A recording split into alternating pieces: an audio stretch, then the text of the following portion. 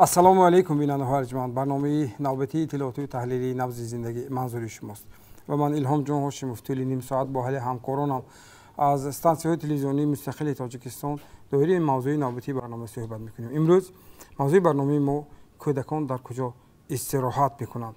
инак имрӯз дар барнома тамошо кунед. кӯдакон ҳуқуқҳои худро доранд ва ҳуқуқ ба истироҳат баробари таҳсил асосӣ ва муҳим мебошад. муассисаҳое ки истироҳати кӯдаконро дар мавсими тобистон таъмин мекунанд кадомҳоянд? чанд фоизи кӯдакону наврасон бо истироҳат дар лагерҳо фаро гирифта шуданд? онҳое ки шароити молиявӣ даст намедиҳад истироҳати кӯдаконашонро чӣ хел таъмин мекунанд?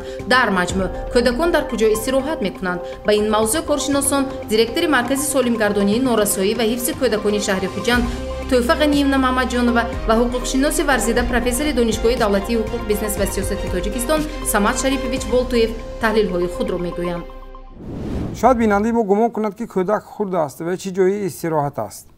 اما طبق کنونسی حقوق کودک همه آنهایی که سنشان به 18 نرسیده است کودک حسابیده میشوند.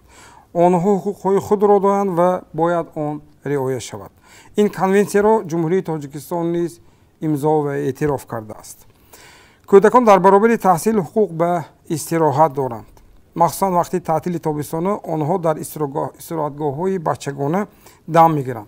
قرار حکومت جمهوری تاجیکستان درباره تشکیل استراحت تابستانی کودکان و نوجوانان در سال 2022 به مؤسسه‌های تعلیمی را وظیفه‌دار نموده است که در فصل تابستان لاگرهای استراحتی تشکیل نموده کودکان را برای استراحت جلب نمایند. گزارش نخستین ما از ناحیه واسع است از تلویزیون موج آزاد که در آن همکاران ما از وضع این موضوع در این منطقه گزارش تهیه کردند و در خط علاقه با ما همکارمان خواجه نظری قرار دارند. السلام علیکم آقای خواجه، مرحمت، سخن به شما. السلام علیکم الهام جان، السلام علیکم بینندگان گرامی. عاید استراحت تابستانه کودکان، حمایه حقوق کودکان در این فصل تابستان عاید به استراحت ما از مؤسسه‌های تعلیمی و بیرون از مؤسسه‌های تعلیمی گزارش را آماده نمودیم و در گزارش گشوده ایم که کودکان در کجا استراحت دارند و خوب بیایید گزارش ما را این لحظه تماشا کنید. در ناحیه واسع این شاخه کلوب دریا این تابستان به جای استراحت کودکان تبدیل یافت. کودکان از شهرک هولبوگ، دهه‌های توگرک و صلح‌آباد روزهای گرم تابستان را اینجا با بازی می‌گذرانند. اینجا کودکان هر سن و سال را دیدن ممکن است. بین آنها از همه خرد ناصر از دهه توگرک میباشد. اینجا ده هر روز بازی میکنه که اینا هر روز ماوش بچه تمام ماوش نصیف تسکو بچه تمام روز خشومونه. شاخه کلوب دریا از شهر کلوب جاری گشته و دریای یاقسو میریزد. طبق معلومات آبش افلاس است زیرا که با کانالیزاسیای کلوب پیوست میباشد. درباره افلاسی آب کلوب دریا و عاقبت آبوزی در این کانال پیدا شدن بیماری‌های سرایت کودکان اطلاع ندارند. من سیف یگیم تونستم آبوزی بکنم. او نبود آب داده بود. او نخورد. قرار حکومت جمهوری تاجیکستان درباره تشکیل استراحت تابستانه کودکان و نوجوانان در سال 2022 مؤسسه‌های تعلیمی را وظیفه‌دار نموده است که فصل تابستان لاگرهای استراحتی تشکیل نموده کودکان را برای استراحت جلب نمایند.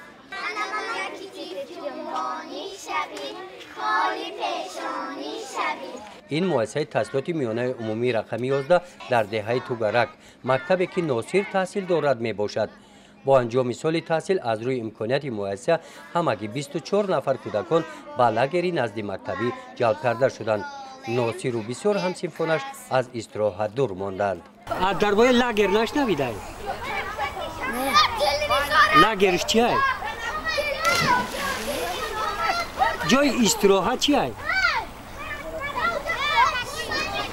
در دور اول استراحت تابستانه در لاگرهای استراحتی نزد مکتبی در ناحیه واسع 480 نفر کودکان به استراحت جلب گردیدند. در استراحتگاه‌های نزد مکتبی رقم 15 واقع در دهه تاسقله 50 نفر کودکان جلب کرده شده. طبق رجای معین گردیده آنها با مطالعه کتاب‌های بچگانه، بازی‌های گوناگون، رسم کشی مشغول شده. نصف روزی با خوراک گرم تامین شدند. ҳамин тавр давраи аввали истироҳати кӯдакон дар лагери назди мактаби 18 рӯз ба нақша гирифта шудааст. дар назди муассисаи таълимии мо лагери фароғати таълимӣ ташкил шудааст ки дар он 55 нафар фарзандони меҳнаткашони деҳа ба истироҳат фаро гирифта шуданд. дар лагер як вақт бо хӯроки гарм кӯдакон аз ҳисоби волидайн таъмин карда мешаванд. хулоса ҳамин ки барои баландбардоштани савияи дониши хонандагони синфҳои 1-4 дар назди муассиса китобхонаи мактабӣ вуҷуд дорад. мо дар асоси тартиби рӯзи кориамон ҳам ба хондани китобҳо, ҳам ба бозиҳои шавқовар кӯдакон машғул мешаванд. талабгорон албатта барои муассисаи таълимӣ барои фаро гирифтани лагерро бисёранд, вале дар давраи дуюм мо ҳозир даври якуми лагерра пеш бурда истодем. даври дуюм бо 50 нафар фарзандони дигар ба лагер фаро гирифта мешаванд. дар ин ноҳия дар деҳаи тугарак маҳаллае ки носир зиндагӣ дорад ҷои истироҳати тобистона мавҷуд аст. дар ин деҳа ин ҳавзи шиноварӣ соли дуюм аст ки фаъолият дорад. фасли тобистон инҷо ҳамин тавр аз пагоҳӣ то нисфи шаб серодам аст. лекин носиру бисёр бачаҳои деҳот инҷо имкони истироҳату овозӣ карданро надоранд, зеро ки пул надоранд. гузориши хоҷа назриев, худойназар зуҳуров аз ноҳияи восе барои барномаи набзи зиндагӣ. ин буд он мавзӯе ки оиди истироҳати кӯдакон аз ноҳияи восе мо пайгирӣ намуда онро ба саҳми шумо расонидем. бинандаҳои арзманд, шумо барномаи иттилоотии таҳлилии набзи зиндагиро тамошо карда истодед ва мавзӯи суҳбати мо дар мавриди таътили тобистони кӯдакон ва ҳамчунин бо истироҳат фаро гирифтани онҳо мебошад. ин суоли асосии барнома чунин аст ки кӯдакон дар куҷо бояд истироҳат кунанд. дар вилояти Суғ 13 адад урдугоҳ ё худ лагерҳои истироҳатии бачагонии берун аз шаҳрӣ мавҷуд аст ки аз он имрӯз 9 тояш амал мекунад. фаъолият накардани 4 лагери истироҳатии истифараро бо вазъи минтақаҳои сарҳадӣ вобаста медонанд. коршиноси ин мавзӯъ ҳуқуқшиноси шӯрои иттифоқҳои касабии вилояти Суғд Иномхоҷа Бузуруков дар мавриди шароити имсолии истироҳати кӯдакон дар урдугоҳҳо ва ҳуқуқҳои онҳо ба истироҳат ва ҳамчунин масъулияти волидони онҳо ба мо чунин шарҳу тавзеҳ дод. инак ҳамроҳ тамошо мекунем. ҳар як кӯдак дар ҷумҳурии азизи мо ҳуқуқ ба истироҳат дорад. вақте ки кӯдакон ба таътили тобистона мебароянд, дар вилояти мо бисёр лагерҳои солимгардонӣ берун аз шаҳрӣ фаъолият мекунанд. имрӯзҳо аллакай 9 лагерҳои берун аз шаҳрӣ ба фаъолият оғоз карданд ва онҳо кӯдакону наврасонро ба истироҳат ҷалб намуданд. кӯдакон асосан аз синни 7 сола то 14 сола қабул карда мешаванд. вобаста ба синну солашон мураббияҳо ба онҳо хизматрасонӣ мекунанд ва лагерҳо асосан дар минтақаи деҳмой, 20-солагӣ истиқлолият, маркази солимгардонии Суғд дар минтақаи Овчи Қалача ва лагери Шоҳин ки ба шаҳри Хуҷанд наздик ҳастанд, бисёртар мо кӯдакону наврасонро ба ҳамин лагерҳои солимгардонӣ ҷалб карда истодем. вақте ки қарори ҳукумати ҷумҳурии Тоҷикистон дар бораи ташкили истироҳати тобистони кӯдакон наврасон ба имзо расонда мешавад, ҳатман дар он ҷо як банд ҳаст ки асосан кӯдакон аз оилаҳои камбизоат, ятимон ва кӯдакони болаёқат ва ғолибони озмунҳо, ғолибони спартакиадаҳо ба ин лагерҳо ҷалб карда мешаванд. бана ба ҳамин мо маълум аст ки баъди ин боришоти зиёд дар ноҳияи Ашт якчанд оилаҳо зарар диданд. аз ҳамин оилаҳои зарардида 20 нафар кӯдакону наврасонро шӯрои иттифоқҳои касабии вилояти Суғд ба лагери 20-солаги истиқлолият ба истироҳат ҷалб намуданд. ҳар сол از طرف اگنتی سغورتی اجتماعی نزد حکومت جمهوری تاجیکستان یک مقدار مبلغ برای استراحتی کودکان نورسان جدا کرده می شود. حتما عاید اجرایش همین قرار به همین گروهی که در بالا من ذکر کردم کودکان نورسان جدا کرده می شود و قید کردن به ضرور است که لاگرهای ما شد می توانند هر یک پدر و مادر والدین یا راهبران تشکیلات ها از مبلغ های یکی از 5% سغورتی دولت اجتماعی که برای همین لاگرها پیش بینی کرده شده است و می توانند آنها خریداری کنند می توانند از این مبلغ ها خریداری کنند. امروز زیاده از 3000 نفر کودکان و نورسان در مقیاس ولایت جلب کرده شدند و قید کردن به مورد است که در نزد مکتب های زمانوی که آشخانه های زمانوی دارند و شرایط گیگینی آنها برای قبول کودکان اجازه داده می شود می توانند آنها لاگرهای نزد مکتبی، لاگرهای بهداشتی ورزشی، لاگرها برای کودکانی و نورسانی صنف های بالای 9 و 11 که لاگرهای مهنتی میگویم آنها نیز قبول کرده شدند. در مجموع وقتی که ما جنبش میکنیم در اساس نقشه های پیشکی زیاده از 80,000 نفر کودکان نورسان باید در سال 2022 به همین نمودهای همین لاگرهای امساله تابستانه جلب کرده میشه. لاگر 20 سالگی استقلالیت و لاگر شاهین که آنها به همین معیارهای استانداردی جوابگو هستند در آنها در موسم زمستان نیست آنها می توانند کودکان اساسا در این لاگرها غالبان آزمون‌های همین سپارتاکیاد یا غالبای آزمون‌ها اونجا به من فروغ سپید آنهای کتاب است و غیره و غیره یک چند آزمون‌ها است که غالبان همین آزمون‌ها به این لاگرها در موسم زمستان نیست به لاگر جلب کرده می شود.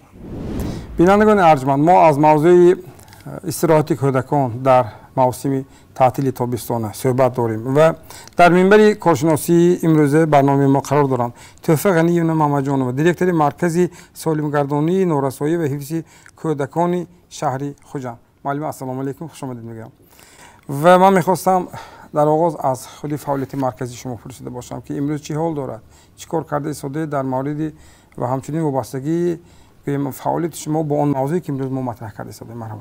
مرکز سالمگردانی نورسایی و حفظ کودکان شهر خوجند 13 نفر کودکان تعلیم و تربیه میگیرند.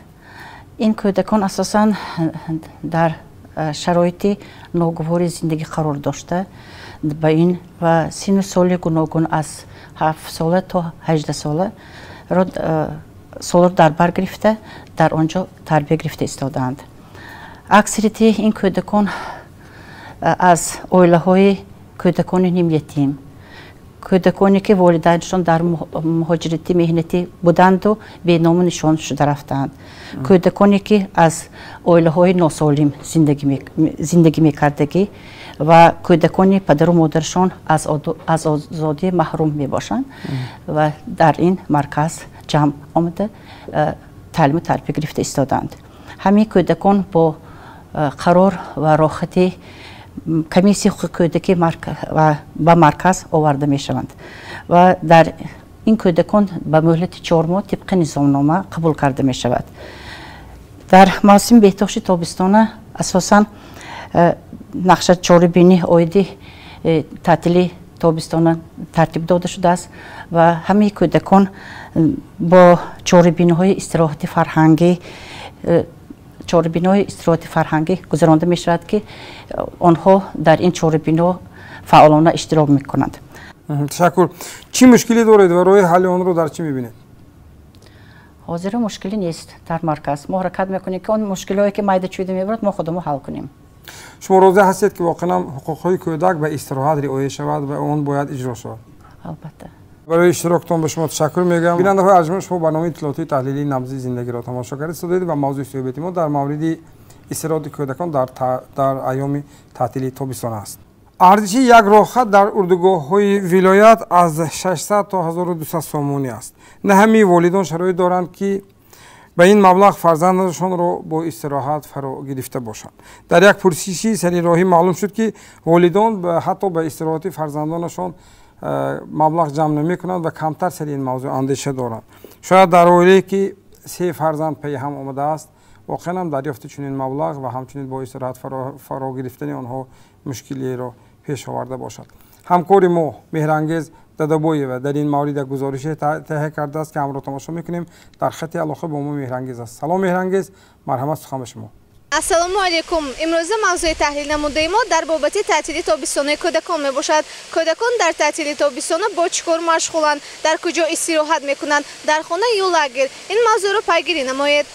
از آغاز تعطیلی تابستانه بیش از 3000 نفر کودکان ولایت سوخت برای استراحت به اردوگاه‌ها و استراحتگاه‌ها جلب گردیدند. این گروه استراحت کنندگان بجز از خواهشمندان اینچنین کودکان امکاناتشان محدود و از عائله‌های کم بضاعت بودند. ارزش یک راهخط به اردوگاه‌های ولایت از 600 سومونی تا 1200 سومونی را تشکیل می‌دهد. بنابراین معطر سعید و ساکن شهر خوجند نتوانست در این موسم فرزندش را به استراحت جلب نماید، زیرا ارزش راهخط به کسی و موافق نمی آید. به این نگاه نکرده دو فرزندش خواهشی در لاگر استراحت کردن را دارند.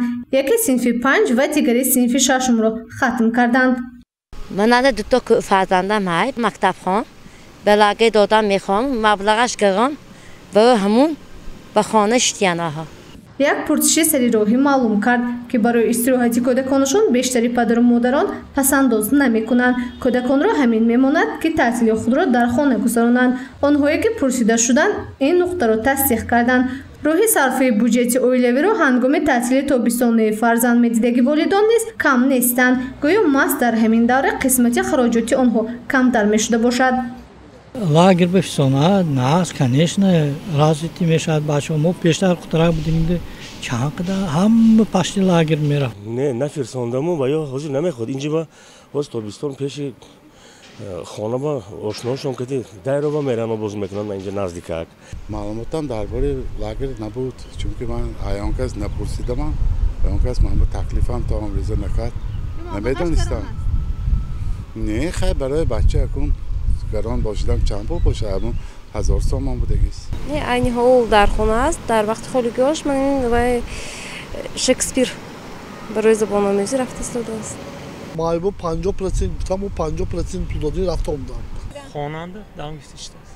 برای چه بلاگر می‌کنید؟ ما خیلی پدر و مادرش هستند خودشون میدونن. پیش وقت دوری مکتبینده مکتبانده خودشانده لاگرش بود. خودی لاگران بغیر لاگریایی که آشار بیاری نایکو دیخمه کدیگه. خودی مکتباندی هم وای دوخسپالنی کده مایدش مایش کراوچوی میکدن بازی میدارندن کنسرتو یا اینکه مولتیکویو تئاترول یا تاک بازی بود گرام میرفتن معلومه. همونجا آخود میخوردن آدیخ میکردن شب پروسته میبرفتن خونشون با. حالا در ولایت سوق از 13 اردوگاه‌های بیرون از شهری تنها 9 عددش فعالیت می‌کنند. تا امروز بیش از 3000 نفر به استراحتی تابستانه جلب شدند. امروز لاگر یا خود اردوگاه‌های شهر و ناحیه‌های اشت، باوجان غفورов، کنی بادام، جابو رسولov، دیواشتیچ فعالیت می‌برند. فعالیت نکردن 4 عدد لاگر شهر اسفره را به وضع منطقه سرحدی وابسته می‌کند. ولی لاگر پرواز شهر خوجند که در منطقه قطمه ناحیه باوجان غفورov جایگیر است، دو سال اینجوری پورت دری خود را محکم کرده است. سبب از فعالیت بازماندن آن به پاندمی کووید 19 وابسته می شود. برای سالمگردانی اول ما بچه‌های یتیمی بپرستار بسیارتر جلب کرده می شود. بچه‌هایی که فعالیتشان بالایاقت که در آزمون‌های اشتراک کردن و وای نظر به گرفتگی دیگرش حساب پدر و مادران رفته امروز سراغ فرستادن. انظور سلطانشویو سال اول است که به اردوگاه اومد و میگوید که استراحتی خود را خاطرمند گذرانیده نیست. اینچنین وقتش را ضایع نمیگذراند. همچنین انظور اینجا دوستانی زیادی پیدا نموده در محفل‌های گوناگون اشتراک میکند. در اینجا با من خیلی مشغول است. برای اینکه من خیلی چیزای نوکی شناس شدم. من خیلی آبازی را دوست می‌دارم و با محفل‌های اصولی اشتراک میکنم برای آنکه به من اصول کردن خیلی معقول است. агар як қисми кӯдакон истироҳатро дар урдугоҳ интихоб карда бошанд, қисми дигар таътили тобистонаро барои омӯзиши касбу ҳунар сарф мекунанд.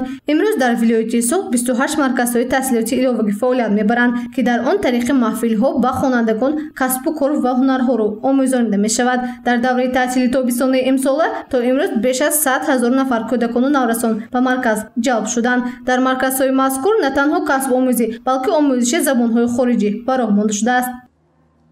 با تأسیس 22 محفل‌های گوناگون از جمله محفل‌های فنی، محفل‌های کسب و هنر آموزی، محفل‌های رشته سیاحی، محفل‌های رشته ورزش و امروز ما اینجا برای دخترکان محفل‌های روزگارداری داریم، محفل‌های دوزندگی بافندگی، محفل‌های کامپیوتری، محفل‌های اینوواسیونی برای جوانان، آوی مدلی، راکت مدلی، روبوت تکنیکی و تمام شرایط و امکانات برای کودکان و نوجوانان تشکیل کرده شده است و مهم از همه محفل‌ها پر رایگان میباشند و دوام سال پر محفل‌ها عمل میکنند.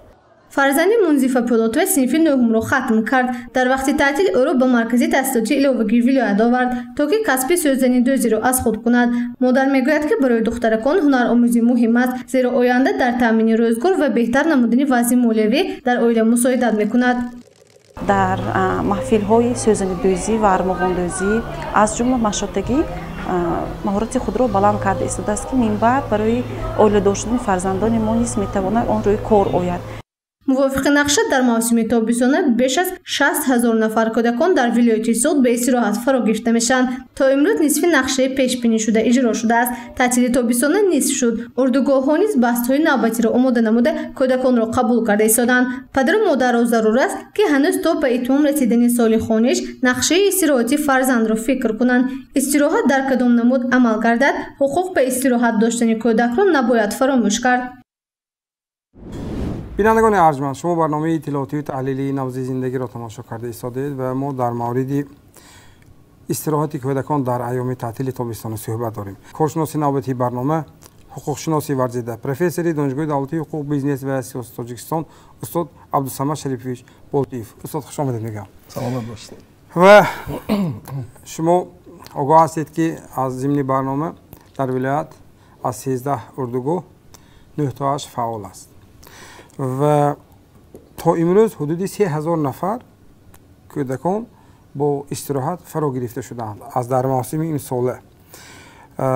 اندیشه شما این کم است یا کافی است؟ و اگر من شما رو پرسیده هستم شما چگونه دیدن می‌خواستید؟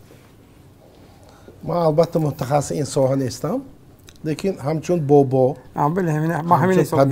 بله همچون آموزگار دیدی خودم رو به این مسئله گفتم میخوام. پیش از همه ما همین نامش رو دیگر کردن رو میپرسیدم. اردوگاه نگوییم یا با زمان روسی لاگر نگوییم. و علاقه کیم چخیل از دوره شوروی مانده است، حتی کودکان رو یک میترسانه. این کجا بوده است؟ لاگر بوده است؟ اردوگاه بوده است؟ نمیتونیم ما گوییم که مرکزی استراحت گوییم، آسایشگاه گوییم. کلمه کودکانه هم استراحتگاه گوییم. استراحتگاه گوییم. یعنی با واقعیت نزدیک کنیم. بله. دویم مسئله استراحت کودکان این خیلی شرطی است. آنها در دوام تحصیل فقط از درس آموزی خسته می شوند. برای آنها اینقدر هم استراحتی که برای کلانسالان لازم است اینقدر شرایط ضرور نیست. برای آنها یک نمودی فعالیت را دیگر کنند، همین هم علاقه برای آنها استراحت می شوند. برای همین هم بعضا من فکر می کنم همین شاید که وابسته به شرایط اقتصادی بازاری امروز که هم به پول معین کرده می شود و شرایط زندگی پدر و مادران هر خیلی است. گفتی شما که و مبلغی که است برای یک اویله و مبلغی ناچیز است، برای دیگر اویله مبلغی خیلی آسمانی است. برای همین هم همین خیلی کوشش کردن لازم که همین مبلغ ها شرطی شوند. برای همه یک موافقی همین طلبات کمترین چقدر حدی اقلی معاش هست یا حدی اقلی همین ثبتی طلباتی هست، خود همین برین دولت مقرر کند برای کودکان که اینها یک قشری هم آسیب پذیر و هم امتیازناک جامعه هستند از همین بودجه دولتی خودش مبلغ جدا کند، نگوید که پدر و مادر تیان. فکر من همین است. بله بله استاد. اصلا یک عقیده گویم از یادم نرود، برای پدر و مادر در دوره تعطیل خیلی معما است به سرابان ماندن کودکان. بله. همین وقتی که پدر و مادر به کار میروند حتی در خانه خودشان هم کودکان شنیدم که خواطر هستند با چیکار مشغول هستند، چیکار میکنند چیکار نمیکنند. برای همین حتی اردوگاه هایی که شما گفتید یا مرکزهای استراحتی که حاضر ما نوش نامکنی میگوییم این شماره 13 17 این کم است. بگذار هر یک مکتب در نزد مکتب خودش همین گروه ها تشکیل کنند. پیشتر بود همین خیر موافق خواهش پدر و مادران و خود کودکان در نزد مکتب ها همین جای تشکیل میکنند. در اونجا بچه ها با یک مشغولیت وابسته بودند و البته در تحت سرابانی معلمان بودند. خیلی بهترین بود. تشکر استاد. زمان شوروی البته یک معرفتی بسیار زیاد داشت، اتفاقهای کسبه و امروز هم مثلا با در زمان استقلال حالا که این تشکیلاتی که بیشتر از حقوق مهنتی گویم کارمندان حمایت میکند بیشتر یکی از تشبسکاران آنها هستند که به واسطه فرزندان انمون گویم کارمندان با گویم استراحت نیز فرا گرفته شوند و نقش اتفاقهای کسبه را در این کار شما چگونه به‌گذاری میکنید؟ راست گپ ولی همچون کارشناس یکی از شاگردای ما اینا خواجه بزرگفرا یادآور شده گپ در سر آن است که نقش اتفاقهای کسبه در دوره شوروی خیلی بلند بود. برای آنکه دولت اتفاقهای کسبه را همچون مکتب کمونیسم اعتراف کردگی بود. یعنی اشتراک در اتفاقهای کسبه این گویا اداره کردنی دولتی را مشغول شدن بود. از همین نقطه نظر دولت شوروی همه آسایشگاه و استراحتگاه ها و از آن جمله مبلغ های انداز اجتماعی رو به اتفاقهای کسبه داده بود. یعنی اتفاقهای کسبه امکانات خیلی وسیع داشتن. امروز افسوس که این خیلی نیست. برای همین من در چیگویم پرتوی همین سوال شما پرسیدگیتان من گفتم میخواستم که همین همه کارخانه ها مؤسسات تشکیلات ها آنها انداز اجتماعی میسپارند. از ما انداز اجتماعی که حاضر بعد تغییرات امساله شده برای مؤسسه های دولتی 25% و برای صاحبکاران 20% گشته است. از همین فائز معینش به فکرم تا 3% برای مقصدهای همین اجتماعی روانه شدنش ممکن است. بسیاری راهبران کارخانه یا این را نمیدانند یا اینکه میدانند استفاده نمیبرند. یعنی آنها میتوانستند که مبلغ 25% میسپردگیشان رو 3% را گرفته برای فرزندان کارمندان خود مرکزهای استراحتی تشکیل کنند. این فعالیت اجتماعی است. زمانی بود که مثلا لاگرهای استراحتی مهنتی بود و نمیشود که مثلا ما نیز همین گونه مثلا لاگرهای استراحتی مهنتی را نیز مثلا تشکیل کنیم که فرض کردیم خواجگی ها مثلا توانند نزد خودشان همین کار تشکیل کنند. پیش مثلا در نزد مکتب هایی که در دیهات قرار داشتند همین گونه مثلا لاگرهای استراحتی مهنتی جای داشت. عموما این خیلی عقیده خیلی خوب است چون که راست گپ خصوصا در شهرها کودکان از مهنت جسمانی عموما دور هستند و شاید که جلب کردن آنها به مهنت جمعیتی تا حد امکان و عادتا سایه کشاورزی یا کارکرد محصولات کشاورزی جلب میکرد. دوره جوانی من شما حاضر این را کمتر دیگر هم کردن ممکن.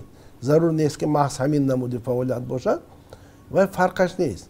همین وقتی که استراحتگاه میشد در داخل استراحتگاه یا اون کار را اجرا کردن ممکن. حتی برای اون اویلای کمبیزاتی که مبلغی همون چی استراحتگاه را دادن نمیتونه برای آنها حتی موافقتر هم میشود. با آنها شاید تا آغاز سال نو تحصیل برای خود یک سرمایه کافی جمع میکردن که برای لباسی نو، برای کتابی نو و غیره و کذا. خیلی عقیده خوب است. تشکر. و چی مسئله بود که ما از شما نپرسیدیم و چی مسئله بود که شما میخواستید روشنی انداخته باشید؟ مرحبا در انجام. من عموما در این مسئله استراحت کودکان یک چیز را تاکید کردم میخواستم که همین برای استراحت کودکان شاید که روند تحصیل همین وقتی که در مکتب از 1 سپتامبر سر می شود و تا شرطاً همین 1 ایون به فکرم دوام میکنند همین استراحت باید که به نظر من در مکتب در دوام سال باشد. همین استراحتی که در یک سال یک مرتبه یا اقلا 4 مرتبه اگر 4 باشد این برای کودکان کم است. بگذار در دوام هر روز هم ما بینیم که کودک استراحت کردن وقت داشته باشد. چون حاضر میبخشید شما خودتان فرزندان نبیراتان ببینید سرباری خیلی وزنین است در مکتب. هم بیچاره کودکا بعد از مکتب اومدن تست خوراک خورده هم درس تا بولی همین درس با خوابش برده بله درست. این نمیدونم اصطلاح طبی استشنی میگه همین تا خورده شوی و میشن جسمی کودک میشن. برای همین ما از کیم کدام هم اسلوب های تحصیلاتی نو استفاده برنامه لازم. همین این قدر هم اذیت کنی و چیهای بیکاره هست من نمیفهمم. هم نبیرام میبینید همین چیز من خود اذیت کردم در کار. یک شی فگویید. چی ضرور اذیت کردم. هم تو افادانا خان کفایگاه نه اذیت کردن لازم. گپی معلم آبی طلا که می‌نویسن. قبول احترامشان بلند. لیکن من برای همین استراحت گفتگی گفتم به میخواستم که همین در دوام سال هم همین نفقت و ساعت که استراحت یا که روز که استراحت همه وقت باشد. همین خیلی میگفتم. استاد تشکر برای اشتراک و پاسخ به سوالات برنامه. بیننده ارجمند در منبر کارشناسی امروزی ما حضور داشتند پروفسور حقوق شناس استاد دانشگاه دولتی حقوق بیزنس و سیاسی تاجیکستان استاد عبدالصمد شریفویچ بالتیف. تشکر. خوش آمدید استاد. سلام باشید. بیننده ارجمند ما یک مقاله خوبی خلقی داریم. اگر در دیگ باشد حتما برای کفلیس میبراید. همه کار در دو پایه قرار میگیرد. تشبث و دستگیری از شرایط است. استراحت کودکان در اردوگاه ها یا خود استراحتگاه ها و همه را فراگیر نشدن آن این موضوع البته نو نیست.